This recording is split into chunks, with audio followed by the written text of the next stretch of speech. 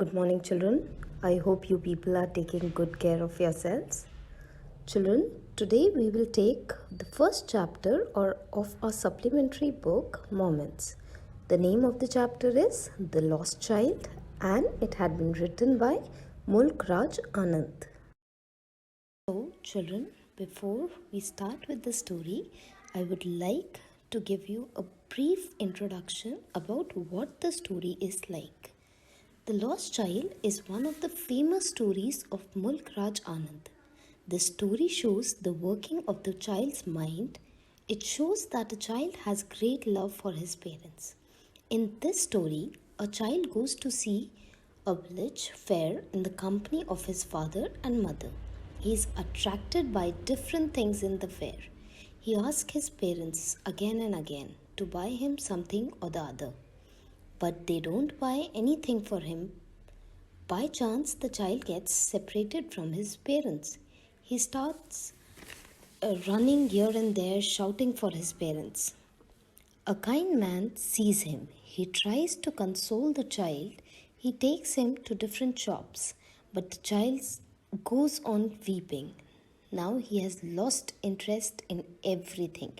He only cries, I want my mother, I want my father. Children, this story also tells us how young children get attracted by little things around them and often press their parents with demands to buy those things. However, their real happiness lies in being with their parents.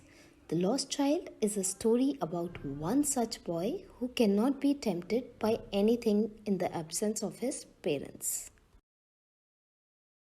Children, the story is based on the theme of the close bond that children share with their parents. Here, the protagonist, that is the lost child, forgets all about his desires and yearns deeply for his parents when he fails to find them. Everything else loses its significance, and the only thing that matters is his wish to be reunited with his parents. Children, for better comprehension of this chapter, we'll divide it into 5 parts. That is, Day of the Fair, The Yellow Fields, Lost in the Distractions, Dawn of Reality, A Sympathetic Stranger. Children, now I'll explain you the first part of the chapter, that is, Day of the Fair.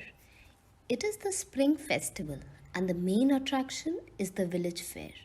A massive crowd has gathered to partake in the festivities. There are people from different walks of life. They have colorful and diverse appearances. Some are brightly dressed while some are ordinarily clad. The crowd is thronging out of the town and moving toward the village fair. The protagonist, a young boy, is also there accompanied by his parents. He wonders about the pleasant things offered here, and he was particularly interested in the toys sitting beautifully in the fair stalls and shops. He yearns to play with them, but his desire is dismissed by his father. His mother offers a warm and tender reply and asks him to look at the beautiful setting instead. Children, now we'll move on to the next part, that is the yellow fields. Being heartbroken with unfulfilled desires, he looks at the massive expanse of mustard fields in front of him. He is overcome with delight and joy after taking such a beautiful sight. The fields are decorated with yellow flowers that are dotting the landscape with pristine natural beauty. The little boy's innocence is reflected by the fact that on watching such beauty, he forgets the pain of his dashed hopes of a toy. He finds amusement in Mother Nature's ample bosom. Undisturbed by the remains of his desires, he is gripped with childlike mischief. He enters the fields and rummages through the flower. He finds purpose and gratification in chasing his new pursuit, the colorful butterflies and dragonflies. To him, they represent a greater catch than any toy at the fair. The mother is aware of his love affair with the butterflies and asks him to not wander off far and away. The motherly care adds more beauty to the context of the beauty of the scene. The boy returns to his parents and accompanies them on the sidewalk. However, his attention again flirts with new pursuits, little worms, and insects. He swings and chases after them. The mother again warns him about not running off far. The parents decides to rest near a well in a grove and sit on its edge.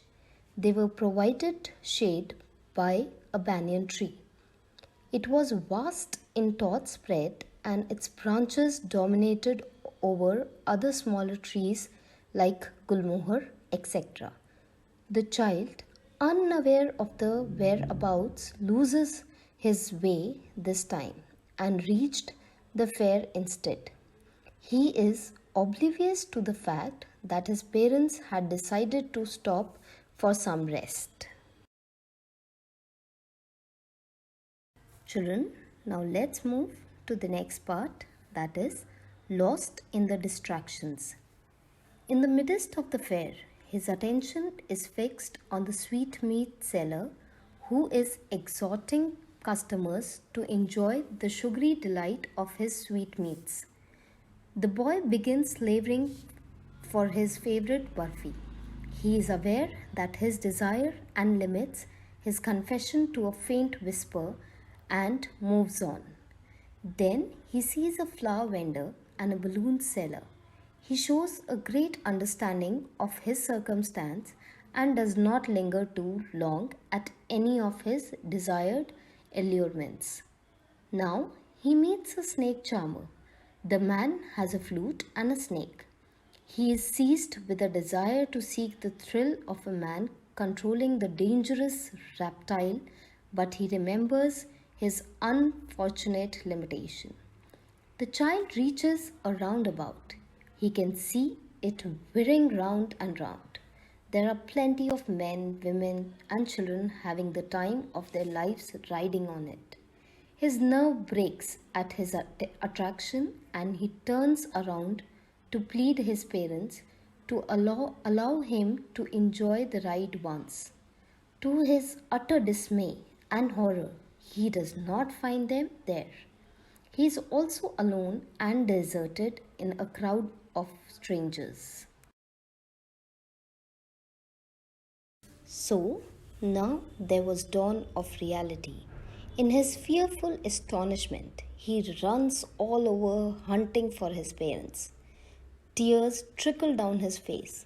His turban is undone, and his clothes are drenched in dust and sweat. His desperate attempts to relocate his parents find no sympathy in a crowd of strangers, which is consumed in self indulgence, frolics, and merrymaking.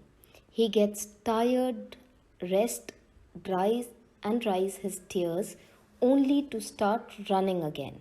He keeps yelling for his mother and father in the hope that they may hear his mournful cries. Moving on to the next part, children, our protagonist, that is the young boy, he meets a sympathetic stranger. The boy reaches a temple, but the huge crowd at the door knocks him off his feet. Lying on the ground, he is almost trampled over by the crowd of devotees when someone helps him to his feet.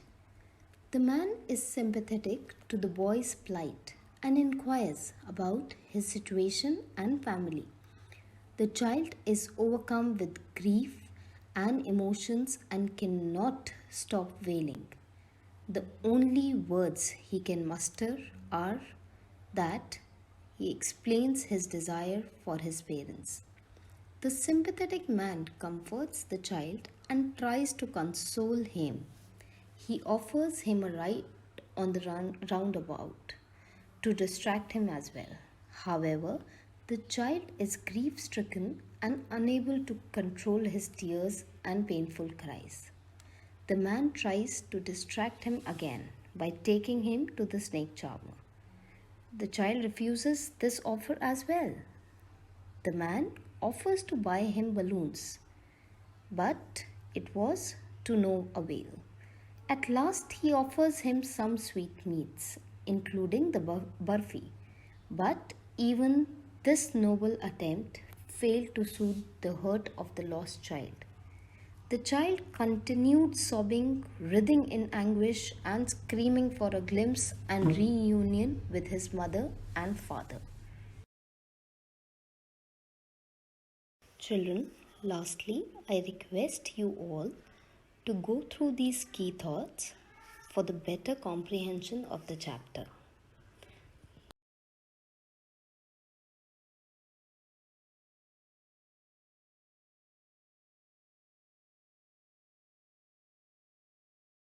Thank you, children. I hope you people have got what the chapter is all about.